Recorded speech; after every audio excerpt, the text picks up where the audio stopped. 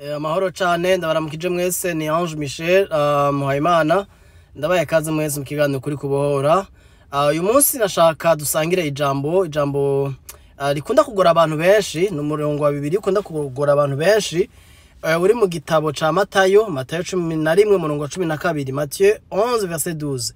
Uyu murongo uravuga gucyahanye ngo uhereye mu gihe ca Yohana mubatizi ugashitsa n'ubu barabandanira ubwami bwo mwijuru canke barabugwanira, abandana babunyakurisha ubuhizi canke aba bagwana kugira babwinjiremwo bakoresha inguvu, ubuhizi, la violence mu gifaransa canke violence mu congereza. Rero uyu murongo abantu benshi no musarano bakiwigisha bavuga bati ubwami bw'Imana mu kubujamwo n'intambara no kugwana no gukoresha inguvu za ukinjirayo, aburonka baburonkesha inguvu baranigana bakagwana, subwa abanyantege, subwa abanebwe, subwa abantu bafyina. Bene data, ivyo bintu bigaragara nkaho umenga gakiza umuntu arakiha mu nguvu ziwe. Eka dusome mu gitabo c'Ab'I Kolosayi kuko umwanya dufise munini.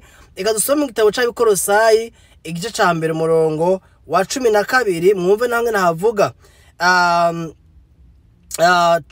avuga ngo Colossiens 1 verset 12 et 13 avuga gutya ngo mushime data wa twese yabashoboje kuraganwa n'abera umwandu wo mu muco. Umwandu ku batumva Kirundi ni heritage canke inheritance mu congereza.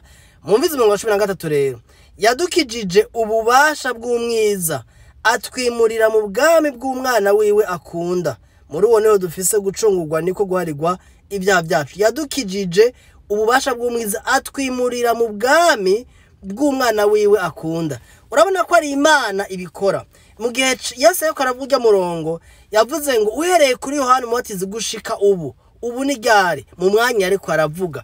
Kuko mubibuka ko Yesu yariko aravuga avuga mu misino rya kera ntiyari bwapfe ngo azuke ngo agakiza abantu bakaronka ingabire biciye mu kwizera, baragakorera. Ariko ubu unye muri Kristo Yesu kuva apfuye akazuka, umusaraba warahinduye ibintu byose. Umusaraba wahinduye ibintu byose n'abikorwa umusaraba wa Kristo.